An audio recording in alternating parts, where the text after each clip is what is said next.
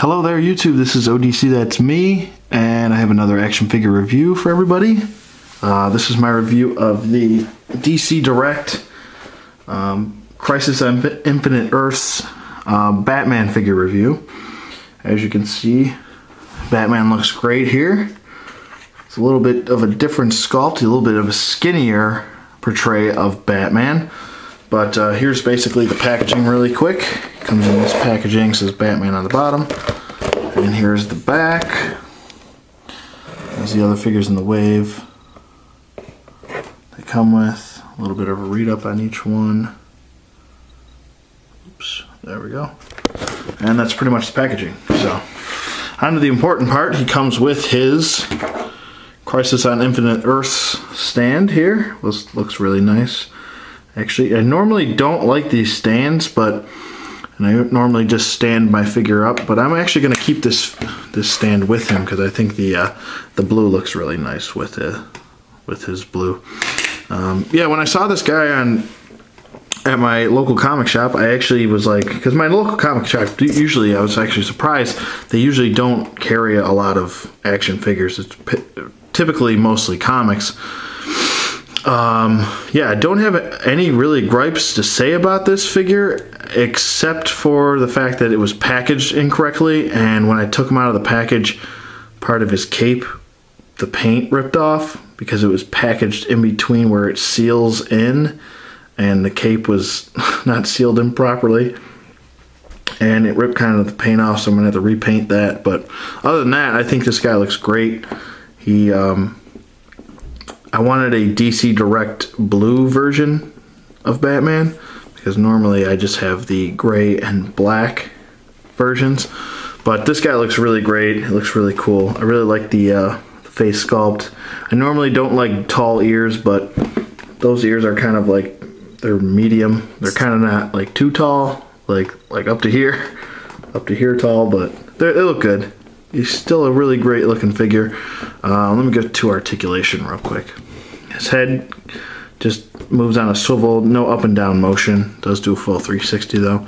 His arms do go up on a hinge there, and they do rotate forward and back. He does have a single jointed elbow. If I can bend it, there we go. There we go. There's no bicep swivel, so you kind of have to just turn it on this ball hinge here. So there you go.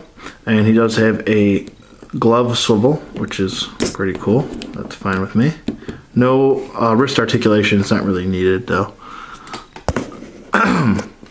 He doesn't come with a batarang, which I was kind of confused with because he's kind of got his hand in this motion, but it's kind of like this like arthritic hand pose. I don't know what that's about, but still looks okay if you don't kind of just tuck it in like that. But his leg articulation does go out, goes in, single bend at the knee, and that is all the articulation you're getting.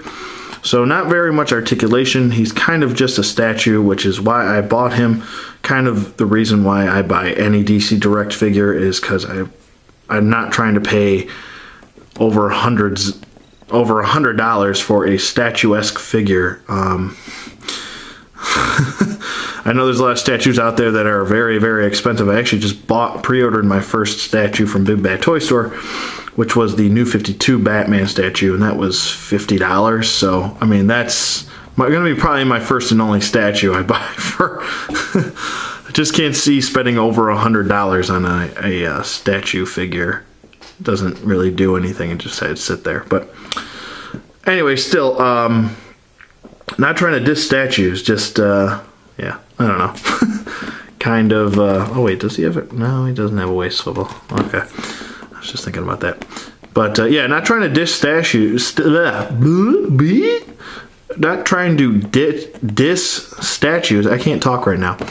But, just, if there's no articulation, it's kind of, I don't know, pointless, but that's just my opinion. What does my opinion matter? His gauntlets here were a little bit warped here, but nothing a little hot water, cold water can't fix. I really like the way his cape sits here on his shoulders, showing his shoulder muscles over here, his traps. That looks really cool. The cape sits very well. It's got this kind of like blowing in the wind effect here, which looks okay. And he's kind of got this power stance here. But he looks great. I definitely recommend getting him. I got him for $12 at my local comic store. So I know he goes on for eBay. I did some little research on him, and I know he does go for around like $20, $25. I think I've seen him one go for like a $30 buy it now price. I don't think he's quite worth that much. I'd say the $20 range. He's a solid figure, and he comes with a nice display base, which I actually like, and I will put him back on it. But as of right now, he's pretty much a bookshelf character. He's gonna go on my bookshelf and look really nice with all my other DC Direct Batman. So yeah, that's pretty much all I have to say about this DC Direct from the Crisis on Infinite Earths wave. Go get him. If I had to give him a rating, I'd give him a solid 8. I think he's an 8. With the kind of arthritic hand here and the mispackaged cape here, ripping the paint off, kind of dumbed him down a little bit, but still a great figure. If you can get him for the right price, like I said, get him. But that's pretty much all I have to say about this figure. Go out and get him. 2 thumbs up, like him, cool, especially if you're a Batman fan. But yeah, rate, comment, subscribe, and I will see you guys on the flip side.